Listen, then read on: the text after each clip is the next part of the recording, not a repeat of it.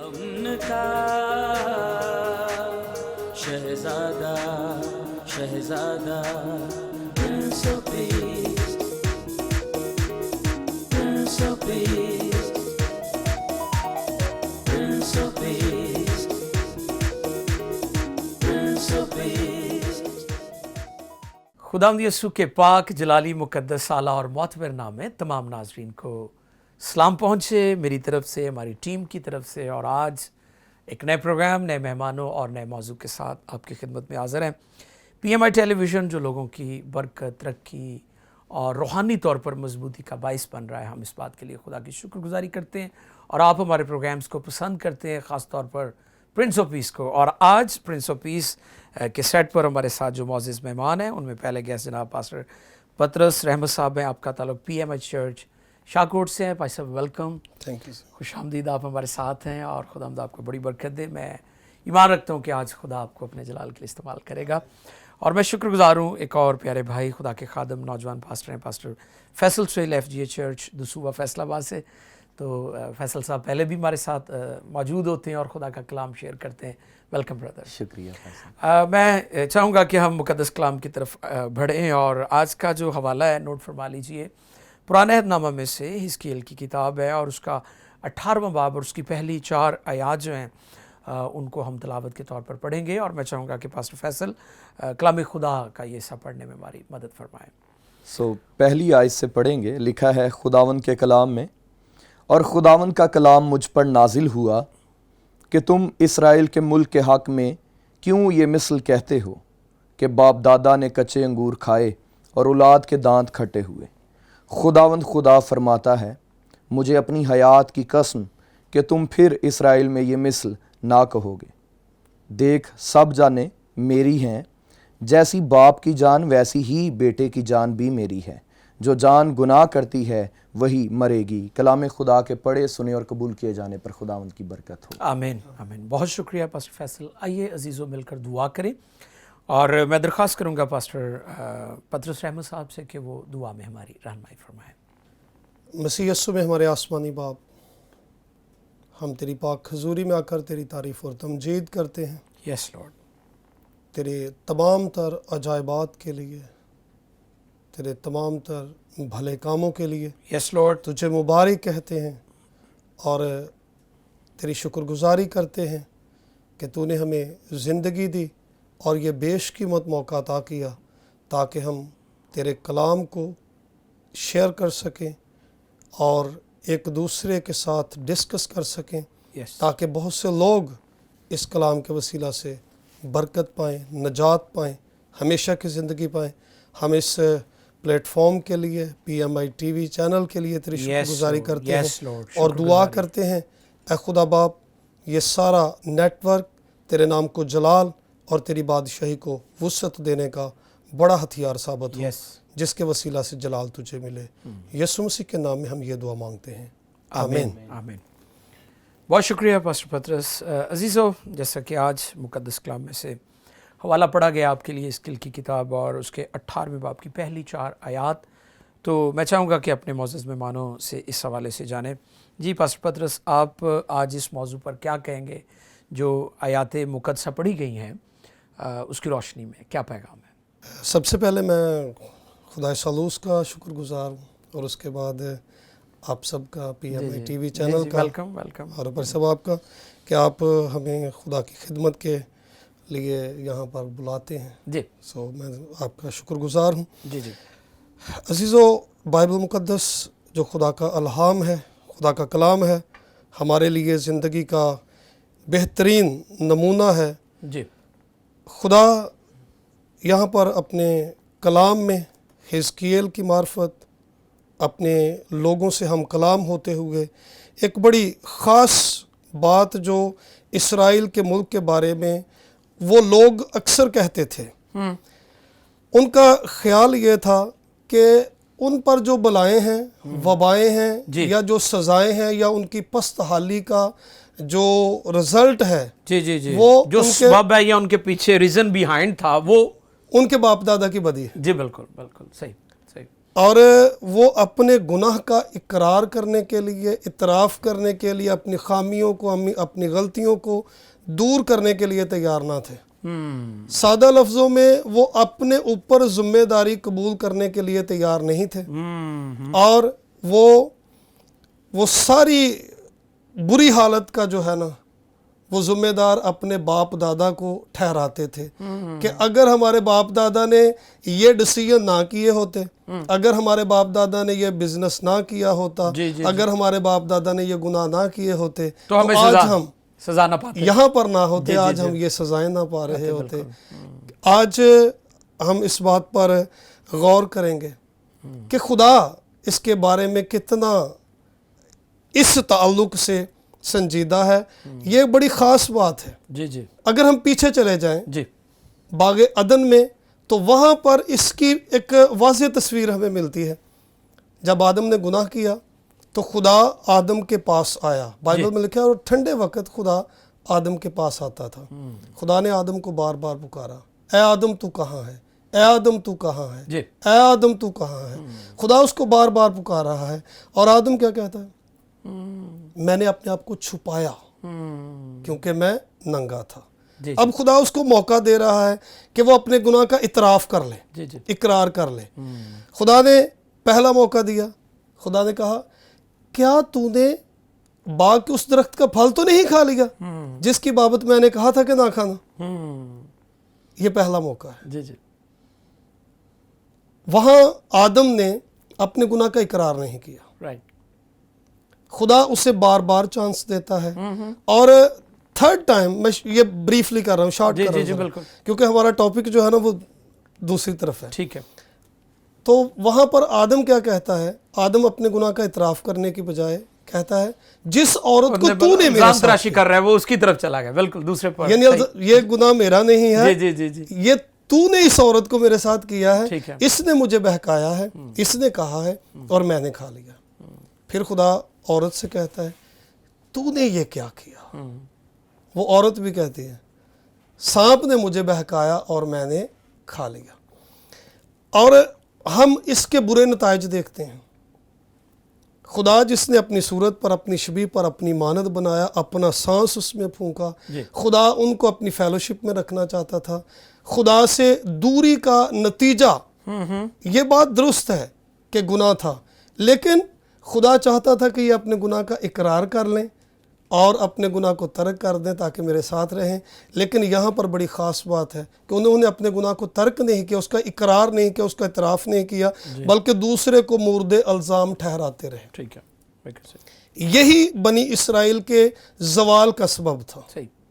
آج دنیا میں جتنے بھی ناکام لوگ ہیں وہ اپنی خامی کا کبھی اعتراف نہیں کرتے، بالکل بالکل، اور یہی وجہ ہے کہ وہ اپنے اندر سے وہ خامی یا غلطی نہیں نکالتے۔ وہ ہمیشہ دوسروں کو الزام دیتے ہیں کہ اگر یہ بندہ ایسا نہ کرتا تو میرے حالات ایسے نہ ہوتے۔ جی جی جی جی، ایسے ہی صحیح فرمایا آپ نے، بالکل۔ کسی بڑے شخص نے کہا ہے کہ جب تک آپ اپنی خامی کا اقرار نہیں کریں گے، اور بائبل مقدس میں بھی یہ بات بڑی کلیئر لکھی ہے امثال کی کتاب میں کہ جو کوئی اپنے گناہوں کو چھپاتا ہے وہ ہرگز کامیاب نہ ہوگا، بلکہ جو اپنے گناہوں کا اقرار کر کے ان کو ترک کرتا ہے۔ پہلی چیز ہے اپنے گناہ کا اقرار کرنا، اپنی خامی کا اقرار کرنا، اور پھر اس کو اپنے اندر سے نکالنا، ترک کرنا، ٹھیک ہے، اپنے آپ سے دور کر دینا، یعنی اپنے اندر سے وہ خامی، وہ گناہ، وہ غلطی نکال دینا۔ یہ کامیابی کی طرف ہمیں لے کر جاتا ہے۔ بنی اسرائیل بری طرح ناکام تھے، خدا کی حضوری میں مقبول ہونے کی سبب سے بھی، دنیا میں مقبول ہونے کے سبب سے بھی یہ بری طرح ناکام تھے، اور وہ اس کا کبھی اپنے اوپر یہ ذمہ داری نہیں لیتے تھے، وہ اپنے اوپر اس بات کو قبول نہیں کرتے تھے کہ ہماری پلاننگ غلط ہے یا ہم خدا سے دور ہیں، یہ ہمارا گناہ ہے۔ انہوں نے ہمیشہ ایک ہی بات کہی، اور وہ بات یہ تھی، یرمیہ میں بھی یہی میسج ہمیں ملتا ہے۔ یرمیہ کا جب ہم مطالعہ کرتے تو وہاں بھی خدا کہتا ہے کہ تم یہ کیوں کہتے ہو؟ تم ہمیشہ اپنے باپ دادا کے گناہوں کو، خدا چوتھی آیت میں پھر خدا کہتا ہے ساری جانیں میری ہیں، جیسی باپ کی جان ویسی ہی بیٹے کی جان، जो जान गुनाह करती है वही मरेगी। और जब आगे हम पूरे इस चैप्टर को पढ़ते हैं तो हमें और ज़्यादा क्लियर मैसेज मिलता है। खुदा कहता है अगर कोई शख्स गुनहगार है और वो अपनी बदी से बाज आ जाता है, जी जी जी, खुदा कहता है मैं उसके गुनाह को मुआफ़ कर दूंगा। सही, लेकिन अगर कोई बंदा अपनी बदी से बाज नहीं आता जी, और उसकी औलाद में से उसका बेटा अपने बाप किसी बदी से बाज आ जाता है, वो अपने बाप के से काम नहीं करता, वो शराब नोशी नहीं करता, वो हमसाए की बीवी को नापाक नहीं करता, वो किसी किस्म के सूद पर लेन देन नहीं करता। राइट, यहाँ पर मैं एक और बात करने लगा हूँ कि गिरव की बात भी यहाँ पर की गई है। जी, ये बात खुदा के नज़दीक गुनाह है, लेकिन आज हमने इसको मुनाफे का जरिया समझ लिया। जी जी जी, चीज़ें गिरवी रखवाना, बिल्कुल सही, और बनी इसराइल में भी ऐसा था। सही, इसीलिए खुदा उन गुनाहों की निशानदेही कर रहा है कि अगर कोई बंदा इस किस्म के गुनाहों से बाज रहता है, वो मेरी ताबेदारी में चलता है, तो वो हरगिज़ अपने बाप दादा को गुनाहों की सज़ा नहीं पाएगा, बल्कि वो अपनी रास्तबाजी के सबब से जीता रहेगा। आमीन। बहुत शुक्रिया पास्टर पतरस रहमत साहब, आपने बहुत अच्छी गुफ्तगू की। जी नाज़रीन, यकीनन आप बरकत हासिल कर रहे हैं। तो मैं अपने दूसरे गेस्ट की तरफ भी चलूँगा और मैं चाहूँगा कि पास्टर फैसल सुहेल से भी आज जो आयात मुक़द्दसा पढ़ी गई हैं, जो आज का टॉपिक है कि हमें अपने गुनाहों को छुपाना नहीं बल्कि उसका इकरार करके उसको तर्क करना है ताकि खुदा की रहमत हम पर हो।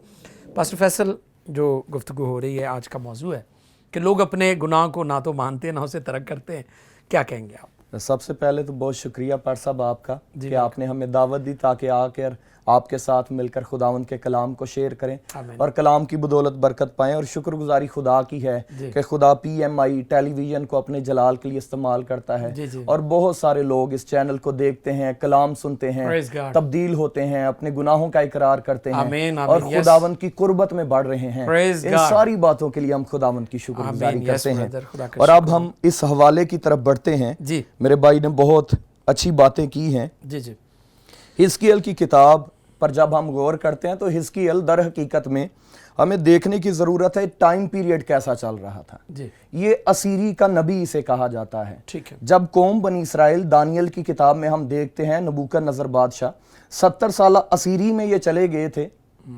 उस 70 साल असीरी के दुरानिये में लोगों ने ये जो बातें थी, ये जो मिसल उस टाइम में मशहूर थी, ये बाहर से ली गई थी। ये यहूदियों की अपनी नहीं थी, बिल्कुल ठीक है। ये बाइबल की नहीं थी, ये शरीयत की नहीं थी। उस टाइम में जो लोग देवी देवताओं की प्रस्तिश करते थे, गैर माबूदों की पूजा करते थे, वो ये मिसल कहा करते थे। और ये सेम मिसल यिर्मयाह भी 31वें बाब की 29वीं आयत में यिर्मयाह भी बयान करता है, सेम मिसल है यहाँ पर।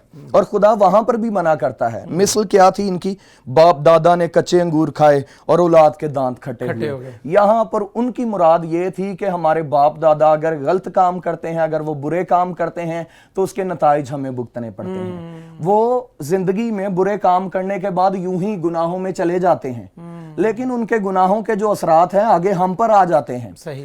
ये बात उस मुआशरे से यहूदियों के अंदर आ गई थी। ठीक है। एक तो ये बात आई थी, दूसरी इनके जहन में जो बात थी वो खरूज की किताब उसके 20वें बाब की 5वीं आयत की थी, जहां पर खुदा गयूर खुदा हमारा नजर आता है। लिखा है, तू उनके आगे सिजदा ना करना, ना उनकी इबादत करना, क्योंकि मैं खुदावन तेरा खुदा गयूर खुदा हूं। और जो मुझसे अदावत रखते हैं उनकी औलाद को तीसरी और चौथी पुश्त तक बाप दादा की बदकारी की सजा देता हूं।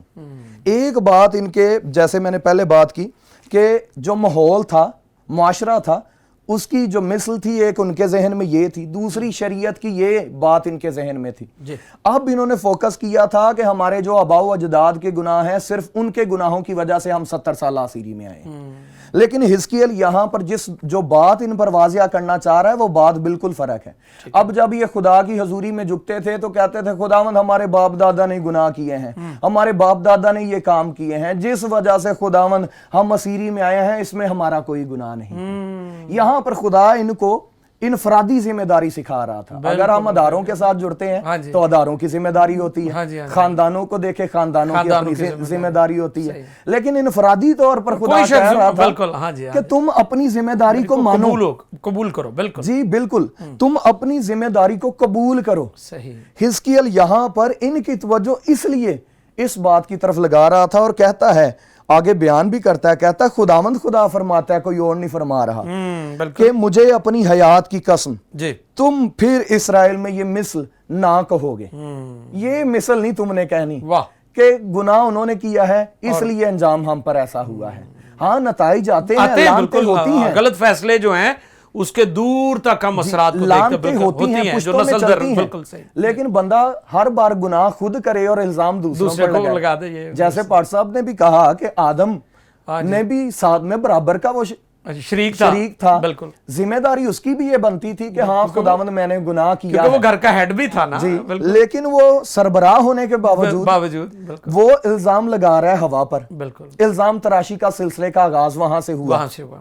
और यहां पर खुदा वाजिया कर देता है, खुदा कहता है सब जाने मेरी हैं। और हम जानते हैं पैदाइश की किताब पहले बाब की 26वीं आयत में खुदा वहां पर कहता है, मैंने इंसान को अपनी सूरत और अपनी शबीह की मानिद बनाया। बिल्कुल, चाहे वो बाप है चाहे वो बेटा है, हर एक इंसान खुदा की सूरत और शबीह पर है। और हम जानते हैं हर एक इंसान दूसरे इंसान से मुनफरिद है, अलग है। इनफरादी जिम्मेदारियों में फिर क्यों इंसान दूसरों पर डालता है? हमारे जो प्रिंट हैं थंब के, वो एक दूसरे से फर्क है। बिल्कुल ऐसे। हम जब अलग हैं तो फिर जिम्मेदारियों में इल्जाम तराशी की स्पिरिट क्यों हम में आती है? हिजकिय्याह इनको हकीकी मानों में ये सिखाता है कि जो जान गुनाह करती है वो मरेगी। और पौलुस भी कहता है रोमियो के खत में, गुनाह की मजदूरी मौत है।